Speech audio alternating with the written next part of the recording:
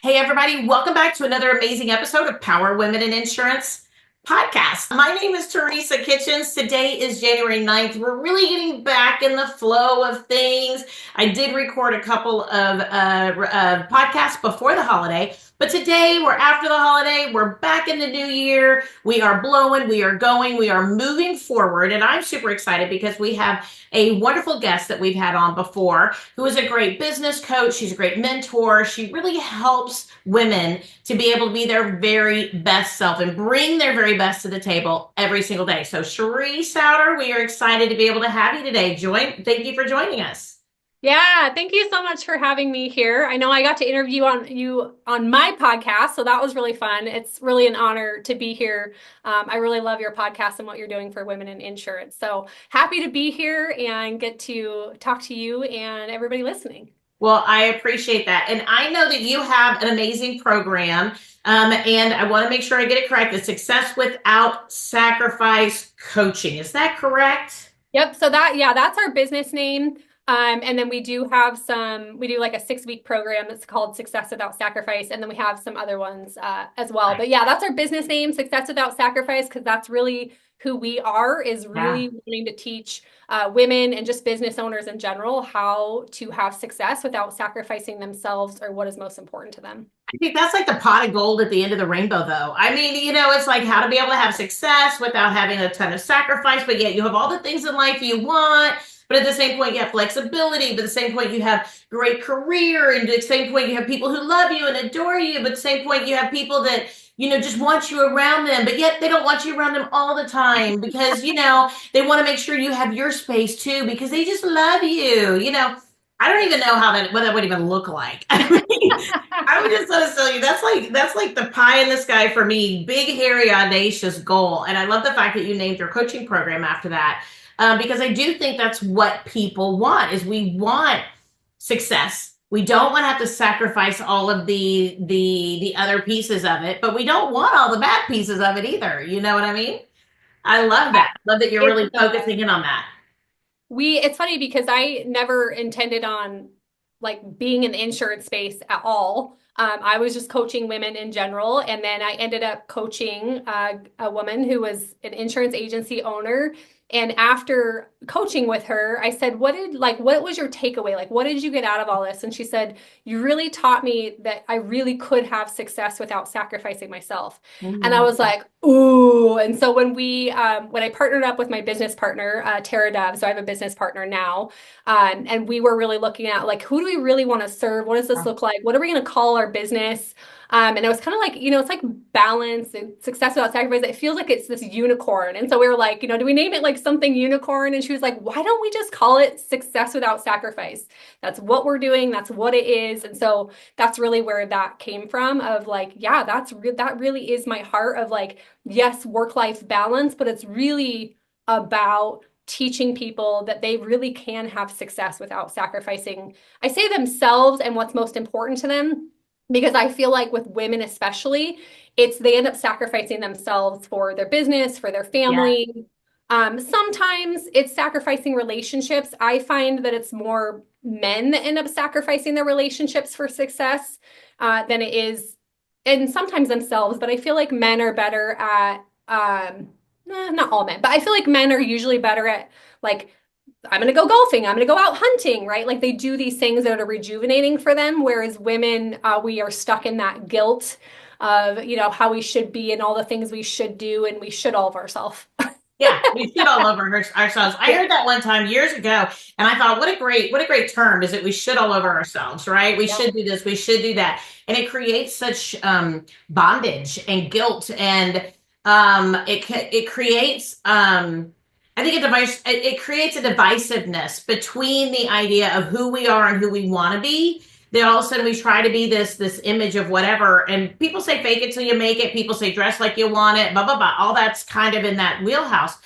But on the other side of that conversation, that's that part of us that we want something different. We want something more. This isn't authentic to who we are. And people, I'm just going to talk about me. I don't know about other people, but I have a very hard time putting up the, and I hate the word boundaries, but I have a very hard time putting up those dividers between who I am and what I want to be, and yet the authenticity to be who I am, and yet the knowledge that I have to still be outside of my comfort zone to be who I want to be, because I do want to be somebody who grows. I do want to be somebody who's pushed. But at the same point, sometimes you do have to fake it till you make it. Sometimes you do have to be outside your comfort zone. But the authenticity piece with the success without sacrifice, that's really hard, I think, to get in our brains about what that balance looks like. Yeah. And just to give you a little background of like where this came from, like, I didn't just pull this out of thin air. Like, I want to coach on this. It's because of my personal experience. Okay. And I experienced burnout 3 different times in my life and just immense pressure. Yeah. It's, I liken it to when I was 13, I remember shaking up a can of strawberry soda with my best friend, and we were shaking it up, and we thought, well, we'll shake it up and we'll puncture a hole in it and we'll try to drink it as fast as we could. And as soon as we punctured the hole, it exploded, dropped to the ground, and spun out of control. Yep. And we weren't expecting the can to explode, right? And I liken that to being a business owner and just being a woman that's in any professional space, right? We have all these things we have to juggle, and the pressure builds up. And if we don't do something to kind of tap that down, right, it just explodes. And then we're Yes. left in shock, like, what the heck just happened? Yep. And so for me, I've been a high achiever my entire life. And part of that is when I was younger, I found my safety and security in achievements because my Mm. home life was sometimes chaotic. And so I could control getting good grades. I could control, being the best that I could, getting on the varsity soccer Yep. team. Like, I was always chasing these achievements to find my worthiness and to really find my safety and my security. And so when I became an adult and a professional, and my background is sports medicine. So I worked with high performing athletes for about 14 years. I have a master's degree in sports psychology, and I really I am fascinated by psychology and mindset and what drives people. And so getting to see, like, how does that play out in sports? If somebody gets injured, and the mindsets that they go through of getting back out on the court, right? Am I going to be fast enough? Am Yep. I going to be good enough? Am I going to re-hurt myself? And then also just the team culture aspect of seeing how leaders and athletes work together. And so I had this really unique experience, and I loved what I did. And then I had babies, and I couldn't do it anymore. I was tired of everybody having access to me 24/7. Athletes had my phone number. They would call me on Christmas Day. Like, there was just no off time. I was on all the time. And then when I wasn't on at work, I was on at home, and Yeah. usually both. And so after 14 years, I was like, I can't do this anymore. I just want to be home with my babies. I want my time freedom back. And I took a leap of faith, and I became a stay-at-home mom. And I thought it was going to be cupcakes and rainbows, and that dinner was going to be on the table by 5. And that was a real root of awakening, Yeah. because as a high achiever, I couldn't just check my kids off the to-do list. Yeah. And I found myself at a rock bottom of really hating my life, really resenting my kids and being a mom. And I was like, okay, this is not what God intended for me. Like, I know something has to be different. And so it was in that season that I really learned a couple things. One, I didn't know how to take care of myself. I was good at taking care of everybody else as a healthcare provider. I didn't know really what my body needed, and I was stuck in this state of chaos, I guess, like just high stress all the time, and I didn't even really know that I was in stress. I remember, like, one time I was like holding my breath, and I didn't even know that I was holding my breath. Mm-hmm. Mm-hmm. And so I learned in that season that, like, self-care was really important for my mental and emotional health. And it was really important for my kids' health, because when I was in a high stress, when I was not taking care of myself, I was not a kind mom. I was not the mom I wanted to be. I was not a kind person. And I knew that I could be better. And so I became really passionate about just teaching women that how important self-care was for themselves and for their family, because we go in the guilt of, I don't have time to take care of myself, or I don't have, I can't spend money on myself because the kids need clothes, or, Yeah. all of these different things. And I became really passionate about that. And then I became a business owner. I started a self-care gift box company.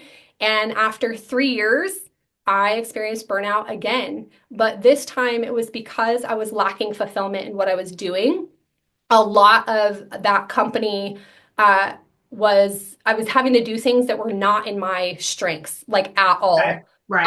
Not in my zone of genius. I really loved helping people. I really wanted to help create transformation, and just giving somebody a box of services and products wasn't really doing that because they weren't cashing in the massages because of the guilt and all of those things. And so um kind of through that journey of experiencing that 3 different times, I was like, I am never ever going to let myself get here again. I never want to hit this point ever again, and I want to teach other people how they can do it as well, just based off of the different things that I've learned and the experiences. And so one of the things in sports that I realized as a business owner, like everybody was struggling with this balance of, how do I have the success and maintain my business and also be present for my family and also take care of myself.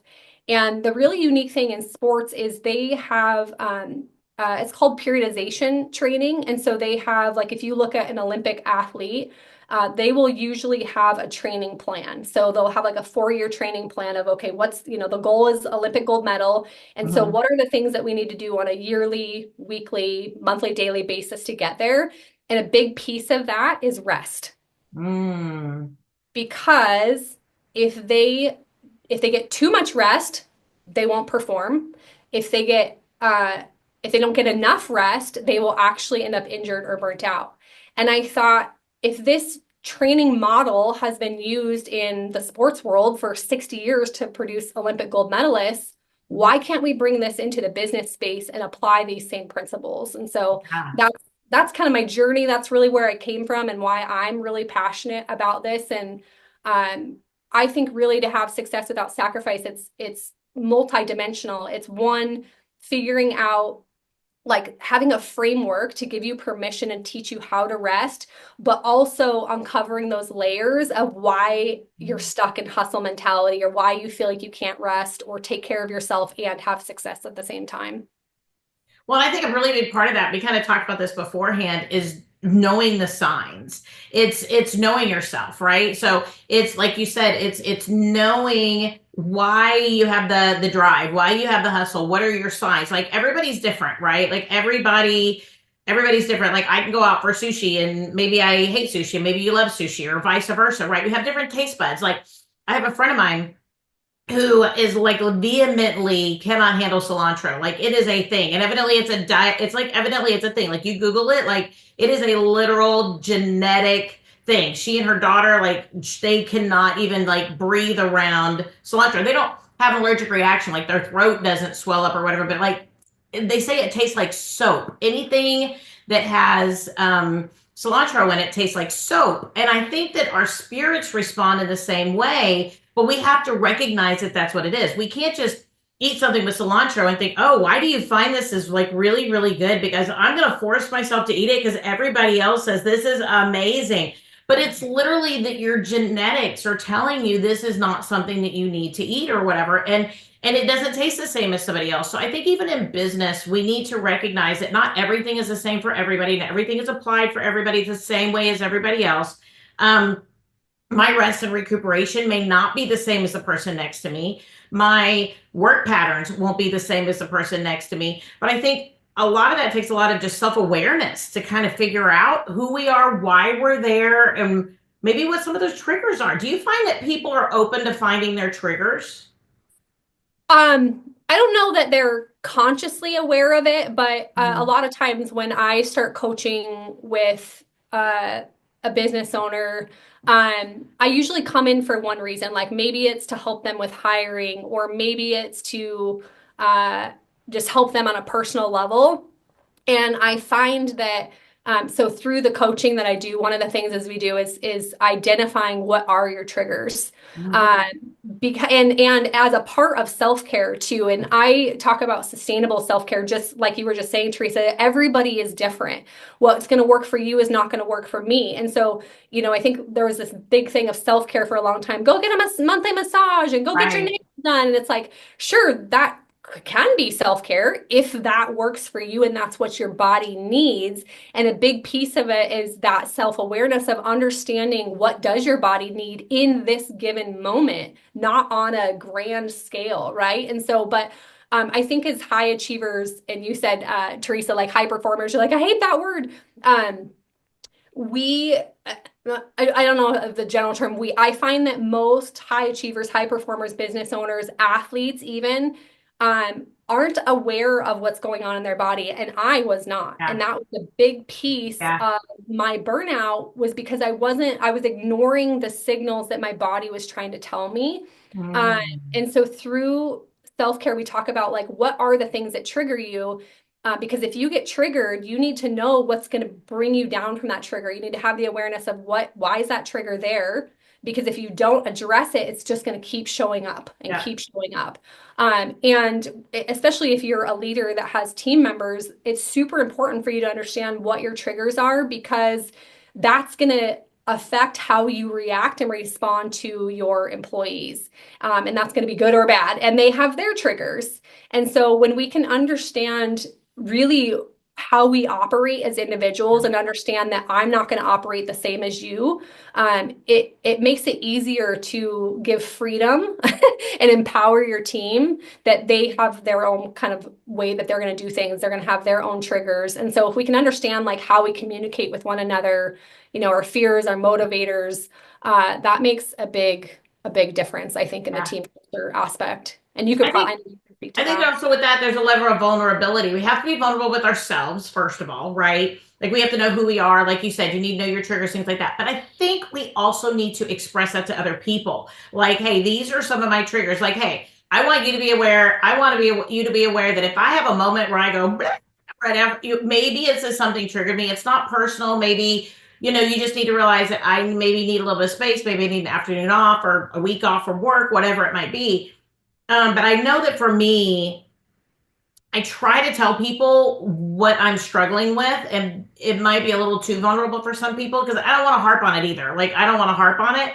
But at the same point, by being able to do that, I think it helps us to kind of get other people. Like, I have a team member in my office. She is high communication. She's beautiful. She's amazing. She brings so much joy to our office. And I'm much more the heads down, the serious, like, I'll talk to you if I got a moment, but if not, you got to wait 2 minutes. And she's like, hey, and I'm like, I love you, but sometimes this is just a lot for me. And I also deal with a lot of just personal guilt. So I feel like, oh, I need to do this. Oh, I need to do that.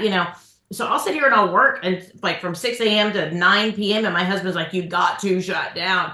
And I do, but I also feel like at night when I go to bed, my brain doesn't shut off because the guilt keeps me going. So I try to make sure I tell my team, hey, I'm going through a season right now where I'm feeling a little this or that. And I just want to make sure everybody knows it may not be you. If I snap, just know I don't need everybody in my business. I don't need to be in everybody else's business, but I just want you to know I'm a little bit sensitive right now. Like we had a family situation come up over Thanksgiving. So, I mean, I kind of just said, hey guys, one of these triggers of mine is being triggered on a personal level. It doesn't have anything to do with you guys for business, and not that you guys need to know my personal stuff, but just to let you know, I may be a little bit more reactive in this area right now. And they're like, okay, that's cool. So, but I try to give them the space to do the same. Like, hey, my mom's not doing well, whatever. This is a big trigger for me. I have a big fear about blah, blah, blah. I mean, we try to make sure we do it, but again, we can't overuse the generosity and the community that we have either. And I hate to use the word overuse because everybody's different. You need to get what you need, but we also need to do our job. I mean, in a work environment, we still have to move forward. I'm not somebody who wants to sit around the water cooler for 45 minutes and talk about my woes. Yeah. That's not my thing. Sometimes I'm just like, let's move on, people.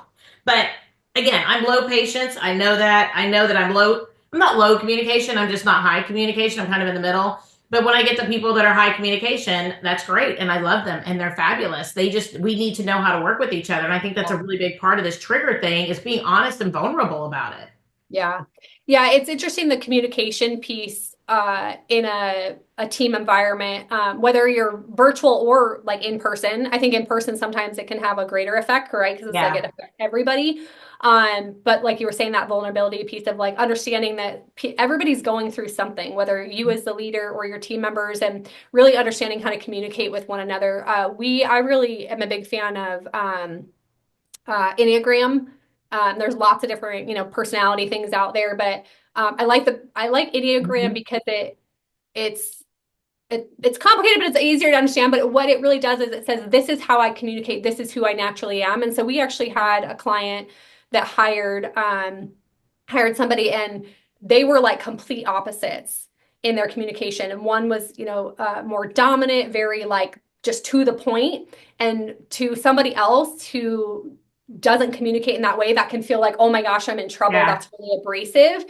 And so just coming in and saying, hey, this is who each of you are. This is your motivators. This is what fears you. This is how you operate. This is who you naturally are. And so now she goes, oh, this is like, I understand that I'm not in trouble. This is just how she communicates. And also, she's really high stress right now because of something going on at home. Yeah. And so that vulnerability piece. And I feel like, and this might be more of like a general, and you could talk about this, Teresa, but I feel like women who step into a leadership role, who become business owners, it's everybody before us was men. And we look at how do men function and how were they leaders, and we think we got to take on that masculine like energy.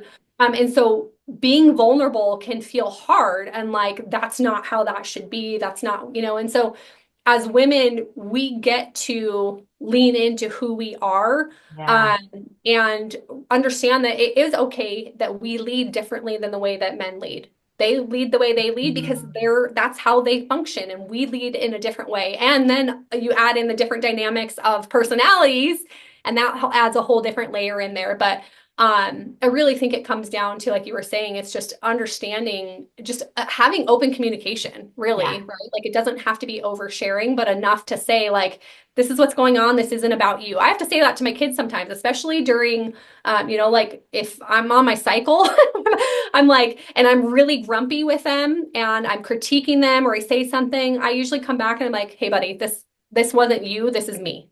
Yeah. This is me. I'm owning this. I'm really sorry for the way that I responded and behaved. Yeah. So I think it's good though, because I think even as leaders, we need to come back and say the same things, right? Hey, this wasn't on you. I know that maybe I had a moment or this happened or whatever, or maybe I came across a little too strongly. I apologize. And I think being vulnerable like that and honest is not just about blah, putting your junk out there in the world, right? It's also about being accountable for how it shows up and how you show up and how your team shows up. And that leaves that space then for them to do the same thing, to say, hey, today I'm having a really hard day. Hey, I've got this going on maybe at home. Hey, I've got this with a client. I just need like 30 minutes, right? Or I just need, and tell me what you need. Tell me how to be able to do that. I think people also need to also find a leadership style as far as leadership goes that resonates with them. So rather than doing what everybody before you has done, which I think was a really good point that you made, sometimes, especially in business and sales, we do what our mentor did. We did what the people before us did. We were trained as copycats, kind of thing. Like, oh, let's go on out, let's do drop-ins. Oh, this is how you do it. Knock 3 times, come on in, say, hi, I'm with blah, blah, blah, right? We're literally taught from our mentors or the people who we've sat under, this is how you do it, right? And we're taught, oh, you have your SOPs, your standard operating procedures. You need to check off your things. You have your checklist. You need to make sure you do this. It creates a much more implicative, formalized rigidity, I think, that people don't know that they have an option to choose how they choose to show up. So whenever we go, oh, I can do this better, we tend to still navigate back towards what we've been told or seen or modeled. But I think we can really get out there and learn from other business books or coaches or timelines and people how to do it better, how to do it different, how to do it based on what we want, right? Because I know that like when my husband and I got together, my husband's amazing, he has a great MBA, he's very spreadsheet driven, he's phenomenal. When we get together, he's like, on this spreadsheet, this is what it is. And I go, but you don't understand the dynamics behind this line on the spreadsheet. Yeah. And I'll never forget, like 3, 4 years ago, we've been together for 15 years. 3, 4 years ago, he came in, sat here at my desk, and said, "Hey, I have a question." I go, "Yeah." He goes, "What are your goals for the business?" And it was something we'd never really talked about. And I was like, "I want a healthy, happy team. And if my team wants to gnaw their arm off every day on their way to work because they hate working for me, I don't care how much money I make. I'm going to be miserable." And he Yeah. just went, "Oh." I never thought about that. And it was really interesting because it's one of those things we've never talked about. And it really changed the dynamics of how we communicated about things because we weren't having an equal conversation based on what our goals were for who we were as people. He Yeah. was doing what he had been taught in his industry, right? And he was trying to encourage me based on those types of things, which is great. But I just had a different vision and mission, but I didn't know how to do that. I didn't know how to talk about it. And I think that's really, really important is just that finding your own voice, finding your own mojo, finding where you're happy. Because I think that's part of combating burnout is being Yeah. authentic.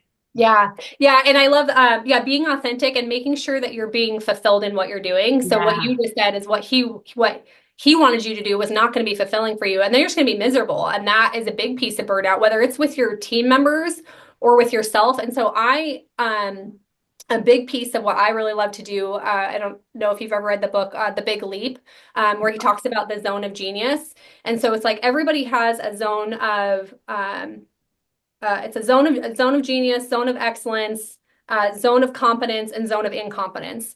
And and then And the what is the other name of the book again? I want to write it down. Read it's it. called The Big Leap. The Big Leap. Okay. Yep. And then the other one is Six Working Geniuses. And that is by Patrick Lencioni, which talks about it in a similar way but different. And so I like to talk about zone of genius as an individual. I like to come in and talk about working genius with a team. And so if you have people, whether it's yourself or it's an employee that's either not hitting KPIs, they're not performing, maybe they're just really grumpy, looking at these different facets of are they doing what fulfills them? Because if you're having a hard time motivating an employee, it's because they're not working within their zone of genius. And if you can get yourself and your team members to in their zone of genius and their working genius, you won't have to work to motivate them. They will be naturally motivated.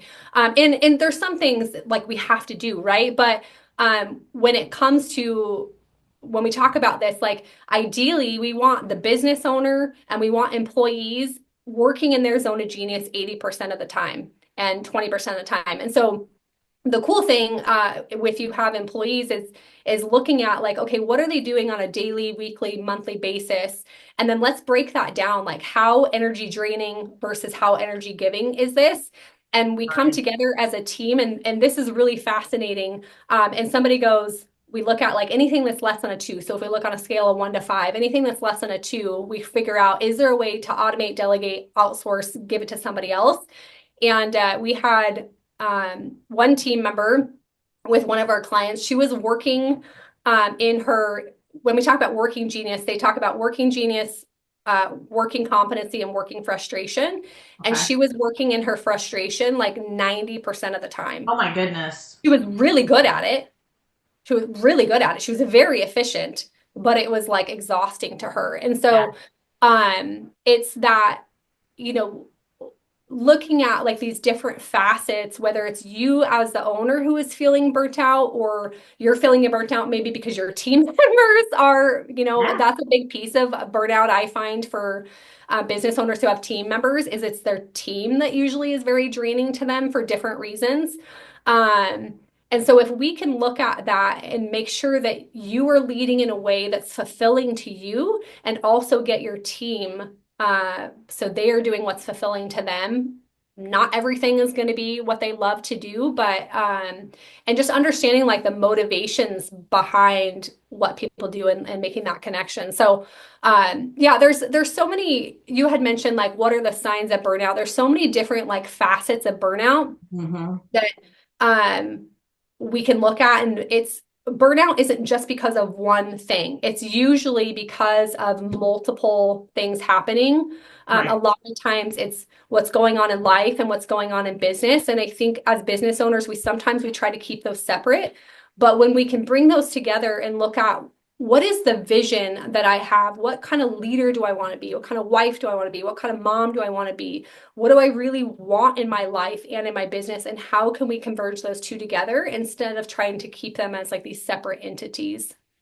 Well, I think that's exactly what the name of your business is, right? Success without sacrifice is you have really you're really helping women to number one know themselves, know their triggers, know where that's coming from, like you said, multiple different areas, be aware, and then also express it, be able to get the feedback, be able to give people space, and yet at the same point be able to push forward and put people in that zone of genius so that way they feel better. So if people are working in that zone of genius, do you find that those maybe the everybody's going to have different reasons, like you said, different triggers for burnout, right? Like it could be personal, professional, it could be financial, it could be a lot of different things. Our kids, maybe the season of life that our kids are in, maybe health and wellness, whatever it is. But how do you feel that when people get into that zone of genius, if you will, how do you feel like people can find that peace, that ability to really find balance? Because I feel like that's a constant struggle too. It's not something you find it and then it's like gone forever. There was a great book back in the day, and it was called After Enlightenment, Now It's Time for the Laundry. And I thought that was great because so many people want to meditate or they want to find the Zen space or whatever, but then they go home and they're, okay, I got to do the laundry, right? I got to clean the house, right? You still have life to do, right? But I think that awareness helps us because I mean, I think people also need to realize it's a constant thing. It's not like you do it and you're done, Yeah. right? Yeah, I always say it's a journey, not a destination. Yeah. And so that we're always evolving and changing, and there's different dynamics of things that are happening. And so just because you get through, one layer or one thing, or you overcome burnout one time doesn't mean you're not going to hit it in a different area for a different reason. But it really does come back to that self-awareness. And so this is a big piece of what I do is helping people to really like, yes, we look at the business. Yes, we like look at the business plan and how does all this function together. But really at the end of the day, it comes down to if you can just be aware of how your body is trying to communicate to you, then you can go, oh, wow, like I need to pay attention to what's going on. So a good example of this, I always like to have people just like close their eyes and just have them take a deep breath in, breathe out. For those of you listening, you can do this with us, but just identify like where is stress living in your body? Like where do you feel pain in your body? Is it in your Mm. neck? Is it in your shoulders? It is in your stomach? Like where does it live? And then give it a name.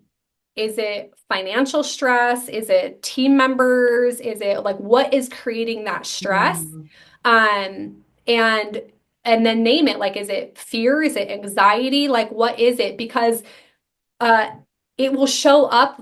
The triggers and things and stress will show up in your body, usually in the same patterns. And so for me, I get a lot of anxiety. It's in my stomach. I find myself not breathing. And so if I get in that place, I'm like, what's going on? Like something needs to change. I need to Mm. pivot something. I need to pay attention to something. Or if it's in my neck or my shoulders, it's usually financial stress. And so if you can start to pay attention, because our bodies are like amazingly designed. They are literally designed to communicate with us, but we get so stuck in the busyness of life that we just push it down and we keep trudging on. And that was what kept happening to me. That's why I hit burnout 3 different times, is because I wasn't paying attention. I wasn't Mm. giving, I wasn't paying attention to my body and what it was saying and what I needed in the moment. And when I say like what does your body need, it could be like a physical need. It could also be like, hmm, I have a limiting belief here that's keeping me stuck in a scarcity Yeah. mindset. Or I have, Teresa, you and I talked about this beforehand, but like when uh, when we had these beliefs that a mom or a grandma or somebody in our life told us we should do these things or be a certain way, then when you find yourself in a stress state, you can go, is that really my truth? That might have been somebody Right. else's truth, but is that my truth? And now what do I need to do? Do I want to keep being in this place, or what can I do to move past this? Mm, And so a big piece of not hitting burnout is really that like self-awareness piece, because um, it's like I said, it things change and they're ever changing. And so, I teach people what we call the ramp method. And so we create basically a 1 year plan that creates seasons of rest, alignment. So it's rest, alignment, master, peak. And so peak is like your busy season. Rest is your slower season. And a season could be a day, it could be a week, it could be a yeah. couple months. It really depends on your industry, and every industry is different. Even like when we say P and C, right? Like you would think that they would be similar. They're so different. It totally Yeah. depends on how big your business is. Um, and so it's creating these seasons and this intentionality within your year that allows you to go, wait, this is my slow season. Do I really need to push for more business when people are not in a buying mindset? Or what can I do? Can I take a deep breath? What can I do in this season to really allow myself and my team to rest? But we can create a rant method. We can create intentionality within the year down to what are you marketing? What are you doing? What are you not doing? And last year, the insurance market totally got flipped on its head. And Yeah. so even for our clients who we did this, it's like, oh, well, we've got to reassess because this no longer Mhm. works. Right. And so it's that ever evolving and changing. We can create a plan, but we have to be flexible with it at the same time. But Mhm. it's really coming down to like, what is the intention for who I want to be, how I want to lead, what I want my business to look like, what do I want my life to look like, what do I want my health to look like. And that I think sometimes can feel really overwhelming of like, because there's so many different like dynamics and pieces pulling at us. And so that's my heart is to help people like, yes, there are a lot of different moving parts, and yet we can be really intentional with all those moving parts. We Mhm. can do it all and we can have it all, but we can't do it all and have it all at the same time. So true. So true. So what do you find? How do people recognize that they're in burnout? Like, I think people probably don't come to you until they are in burnout, right? Because they're looking for the balance, they're looking for the success without sacrifice. They don't come to you as they're building their business, right? Usually it's like they come to you probably because they're at the point of burnout or like on their way to it or they're way in it, like they're drowning. Yeah. How do we recognize? I think because again, going back to me and my childhood, this is not about my personal psyche, so I apologize. This is not a personal counseling session, but I think some of us were taught, and this Mhm. is who I am, this is just who I am, that if things get crazy, I just somehow need to nut down. I just somehow, there's something I'm not doing. I'm not working more efficient, right? I'll sit back and I'll say, work smarter, not harder, Teresa. Da, da, da, da. And I get in this like, pep talk mode. I don't know how to put it. And I think when I was younger, there were certain things about that pep talk mode that were very invigorating. When I remember when I ran, I used to run marathons and half marathons. And when I did, I would try to harness my anger, like things that were going on in my life. And I felt like it was a way to push out all those toxins. And I felt like, but now whenever I try to go exercise, now that my life's in a different space, it's like I can't find that anymore. And now working out has changed. It has become harder. And but I think whenever I tried to capitalize on that anger and that feeling generated exercise or workout, I was more aggressive in my workout. But now that I don't have that, I have a hard time finding my definition and my space in my workouts. I think sometimes work is the same way, right? Like we go on in and when we're maybe younger in our careers, we sit back and we say, whatever motivated me, like the success, remember back in the 90s or with 2000s, whatever, they have these like success like posters that you could get framed for like $800 and put it up there and go, oh, the mountain is not it, it's the view along the climb. And you used to see all these things and people go, oh, it's so motivational. And now other people are like, that doesn't do it for me anymore. How do we recognize burnout so then we know to go ask for help? Because Yeah.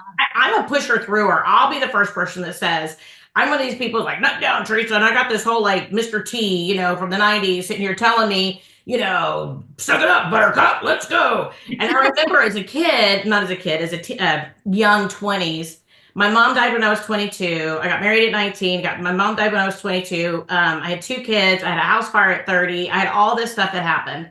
I had a house fire at 25. I went through a situation with my husband at 30 that was incredibly traumatic.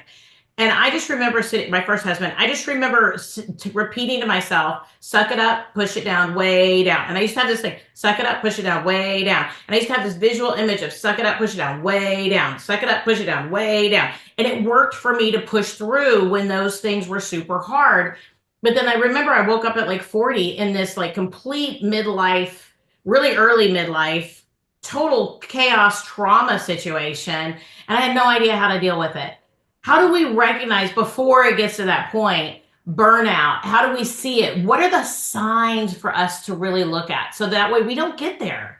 Yeah. Oh, there was so much good in there that I was like, oh, I want to pull this out. Because it is women, our hormones go nuts, right? Because a lot of times we're 35, 40, 45, we're dealing with life and kids and hormones and spouses. And sometimes we wake up and our kids are of a certain age. We look at our husbands and go, who are you? I mean, there's so much we need to know before we even get there. How do we get from being in that chaotic craziness that we don't want to be?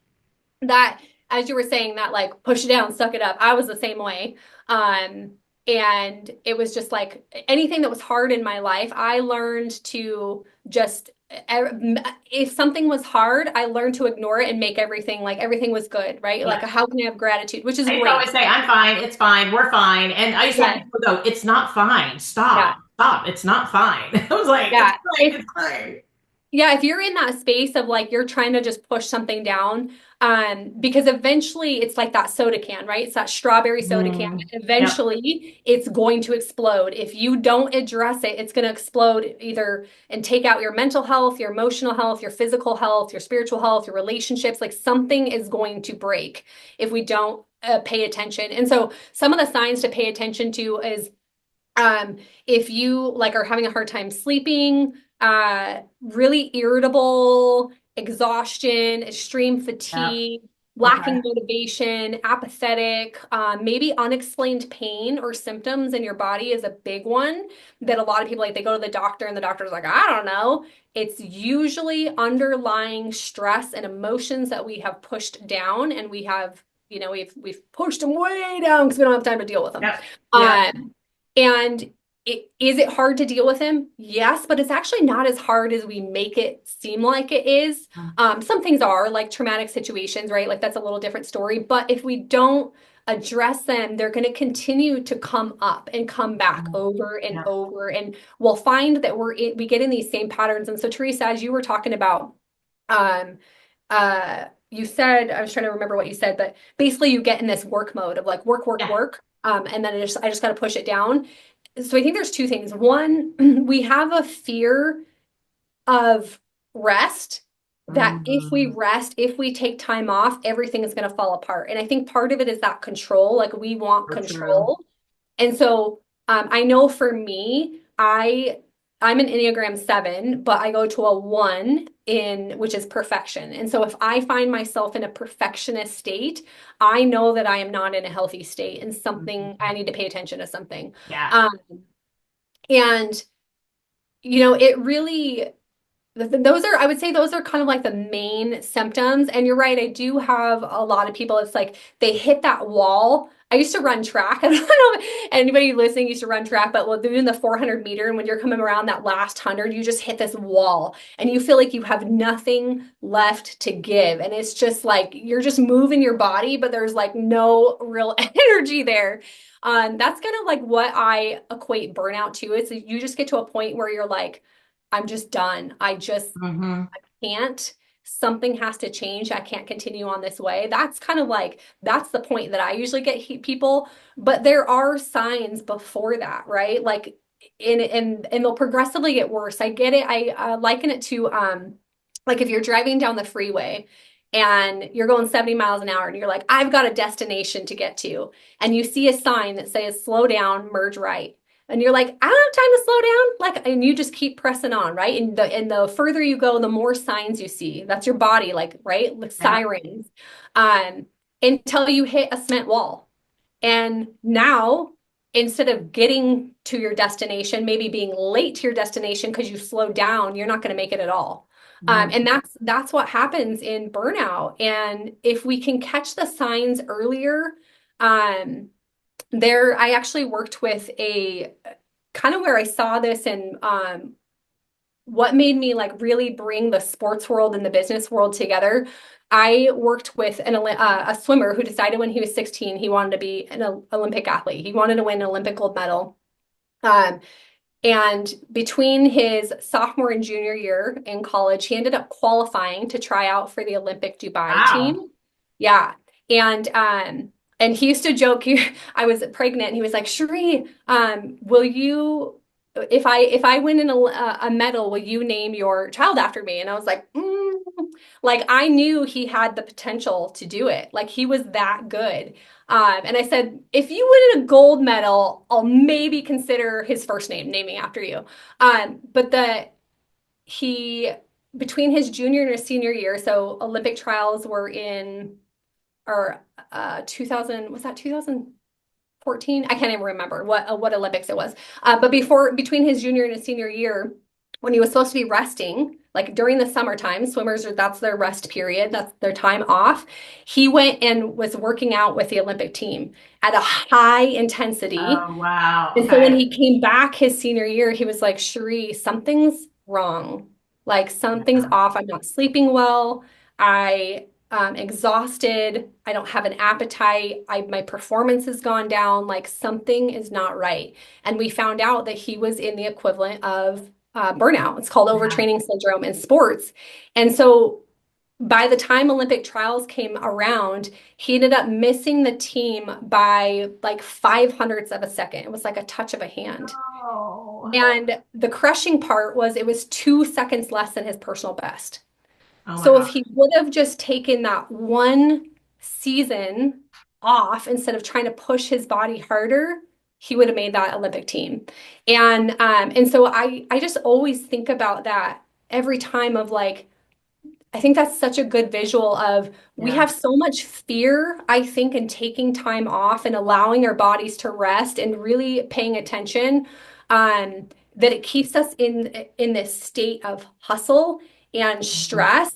And nobody's really taught us the tools, unless you go to therapy, maybe, but nobody's really taught us the tools to really like how do we pay attention to our body and how do we make all of the things in life and business work. And so for the Olympic swimmer, if unfortunately I was not a part of his training program, I was on the injury side of it, right?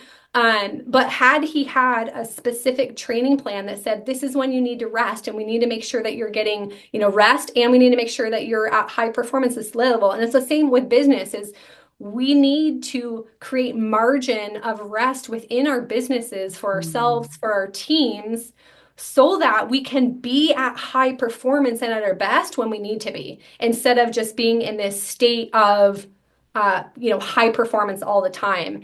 And I think even for people like we think rest, we think sleep.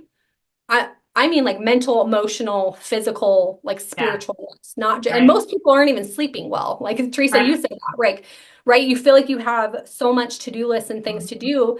And a lot of times we think that we do, but there's really some sort of something else that's deeper that's driving us to feel like we have to. Yeah. Yeah. Woo! I have so many parts of that. I just sitting here like analyzing myself right now because I'm kind of in a state. My daughter and I've actually agreed, if you will, that we're going to run a 10K this year together. So we'll have to see. So I'm getting back into running. I just started, and I'm one of these people when I was running harder. I really did not pay attention to my business. Like it was like I don't do both well, and I kind of feel like this is kind of my season to kind of refocus back on some things outside of work a little bit more. Um, because I've done a lot of work stuff. I've got a whole episode, like 3 or 4 episodes ago, about where I've been, what I've been doing. I took time off for the podcast a little bit. I had to rebuild my business completely the last 2 years. And I talked about it in pieces, but I did a full deep dive on it on that specific episode. But I think I want to move into growth. I want to move into all these other things rather than just rebuild because I've been in this rebuild mode. But I kind of feel like it's a little bit of a time for me to kind of rest. But funny enough, I'm actually starting the Goldman Sachs program at the end of the month. And so the Goldman Sachs 10,000 Small Business Program. And I don't know how intense that's going to be. I've heard it's like 10, 15 hours a week outside of like your regular work time. And then you have like one day a week when you're actually in class. So it's not a ton, but it's a good amount. And I kind of feel like maybe, I mean, I think that's kind of what a lot of this is about listening to what's going on around you, listening to your body, listening to your life. Maybe it's that your kids need more attention right now. Maybe it's that your finances, maybe it's that your physical state, right? Maybe you just need more time. Maybe it's physical exercise, maybe it's massages, maybe it's a silent retreat. I've always wanted to do a silent retreat. And there are days that I just want to not have any noise around me. It's like, because with running a virtual business, we're on Zoom all day, so I can hear people talking all day. Sometimes I'm like, I can't, I don't want the noise. Like, I don't want some days I love the energy, some days it drains me, and I don't know. I think we all need to understand everything's not exactly the same from day to day. And we need to watch, like you said, we need to look at where we're at and how are we reacting to things and realize that everything's a season. And I love what you said. We can have it all. We just don't necessarily have it all every moment of every day. Yeah. Yeah. Yeah. Huge. And when you were just talking about like the noise of you're like, I just need silence. Like sometimes it's energy to me. And so that's when we talk about self-awareness, it's going, oh, I've had too much stimulation today. I need to go take a bath, or I need to go just take a nap, or I need to go, Right. Whatever it is.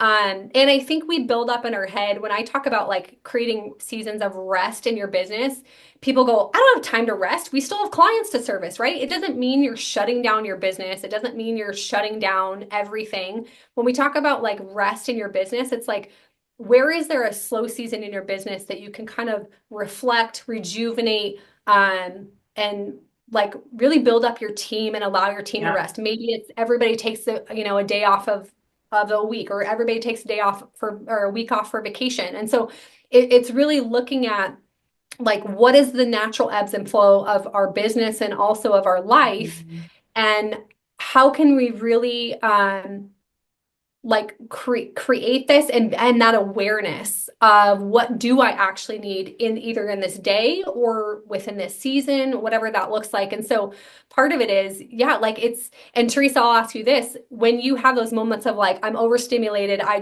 need to go like, just get quiet. Do you allow yourself to do that, or does your guilt kick in? 9 times out of 10 is my guilt. 9 times out of 10 is my guilt. Now, because I'm 51, almost 52 this year, I do sometimes say, hey, I'm in a space right now where I just need to be. And I don't even, and I used to sit back and say, because I need to do this, because I need to do this. And I used to feel like I needed to explain away, oh, I'm having this horrible day, or oh, I need space to go sit on the couch, or oh, I need to just not have the noise around me. And I used to feel like I almost needed validation that it was okay to take it. And I would create this whole like, I hate to put it this way. Well, this is me. I'm just super open. But anyway, sometimes it'd be like, oh, I need to create things because, I need to go run errands today because there's some super urgent thing that I can't be at work for today. So there has to be something super urgent. And we create kind of an excuse for things, right? My stepfather, wonderful, amazing human being, his parents came out of the Depression era, right? So everything he buys, he needs to tell you how it was on sale. He needs to tell you how he got a good deal on it, right? Sometimes I just want to look at him and go, if you want a new couch, just buy a new couch. You don't need to tell me how it was on sale and how you negotiated with the salesperson, right? If you just want a new couch, take it. And I've recognized that I do that with work. And that if I'm like, oh, I'm not, I'm going to take Friday off, I'm like, oh, it's because I need to go down to the DMV and register my car, and I need to go wait for 4.5 hours. We create these situations in my mind. And I sit back some days and I think maybe I need to lie and make things up that I'm really going to do when I'm really just going to go to a movie. But the reality is it's okay. It's all right. And I'm trying to let myself be okay. And what really brought that to my attention was, I think it was a podcast. And I live in Dallas and I have an agency in Austin. So I drive to Austin quite a bit. I don't right now, but at one point I did. And I remember listening to a Brene Brown podcast, and she specifically said that, and you know, Brene, I mean, if you're familiar with Brene Brown, she's all over the place. She's on podcasts, she writes books, she does workshops, she has whole companies, plural, to do different things. And she teaches at the University of Texas. And she said that some days she is just so exhausted, she just wants to go sit down and watch 30 minutes of a TV show. And she said sometimes she'll sit down, start watching a TV show, and because she works from home a lot or whatever. And she said if somebody comes home or if somebody, like, you can hear the garage door going up, all of a sudden the shame hits her like a wall, and she's like, turn off the TV, and she's running into her office and she's waking up her computer. And, oh, I'm over here just working away, and it's like my husband doesn't care. He would be proud of me for taking 30, 45 minutes to go watch a TV show, you know? And it really hit me hard that that's what I do. I find that whenever I kind of get caught, if you will, taking a moment off or even planning, I feel like I need to go fill it up. I need to go make an excuse. I need to make it somehow some big trauma event when it doesn't need to be. Yeah. Just do it because we need to model for other people that it's okay. But we don't Yeah. allow ourselves to. You're right. That guilt is like a Mack truck. Yeah. It's funny because I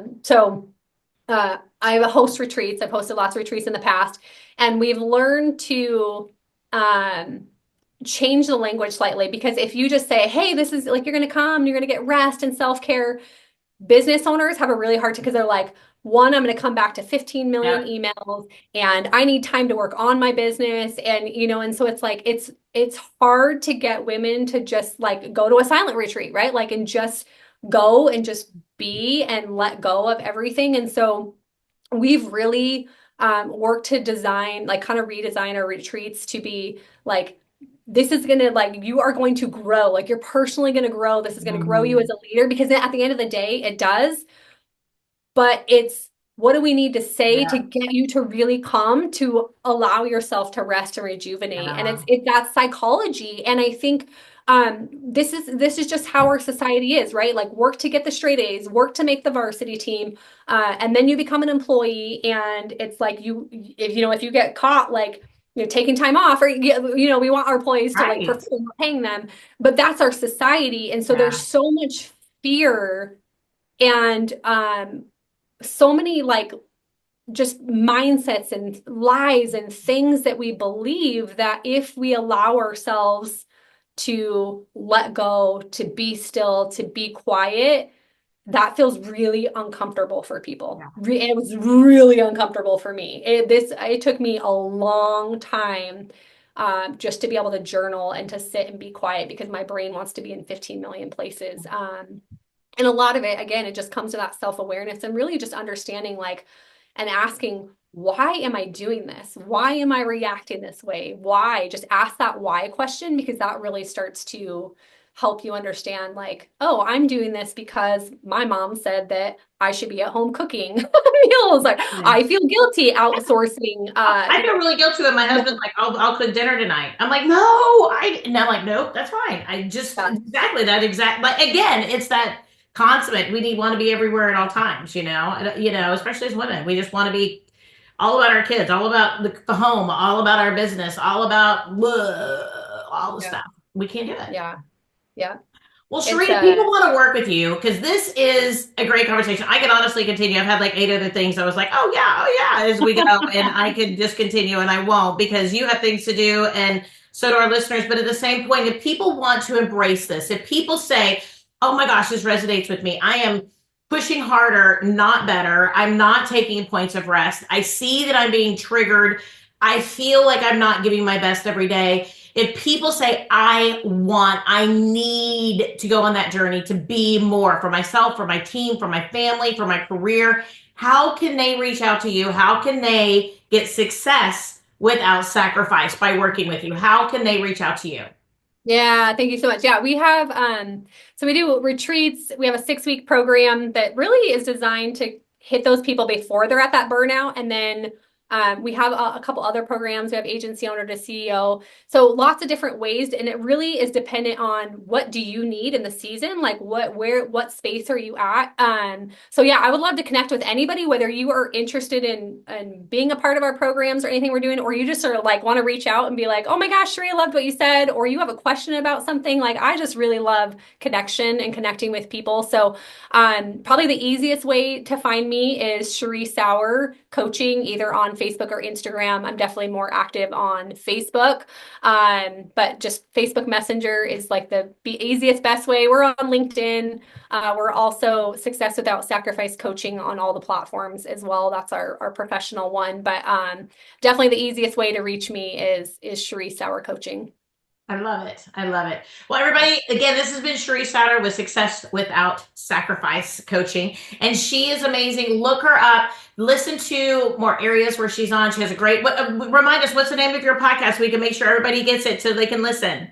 So we had Insurance Revolutionized podcast, and we were actually just rebranding to Success Without Sacrifice podcast. I love it. So it's not up in line. You can still catch the Insurance Revolutionized. Teresa was on there. That's still there and active on all the platforms. But we are getting ready to rebrand here, hopefully launching in January. I love So it. I love yeah. it. Well, everybody, look her up, watch what she's doing online, check out her retreats, check out her workshops, because there is so much value. There's so much here. So thank you so much, Cheree, for being a part of this today. Thank you so much for sharing your heart. Thank you for listening to my trauma. And I totally appreciate you so, so, so much. So thank you so much for joining us. Yeah, this was so fun. I could talk to you all day. Thank you so much for having me. I love it. I love it. Well, everybody, welcome. Thank you so much. Not welcome, but thank you so much as we are wrapping up another amazing episode. My name again is Teresa Kitchens, your host here at the Power Women in Insurance podcast. Join us every single Wednesday as we talk to another amazing woman, and check us out on Apple iTunes, Spotify, Google Podcasts, all the places. So we will talk to each of you guys next week.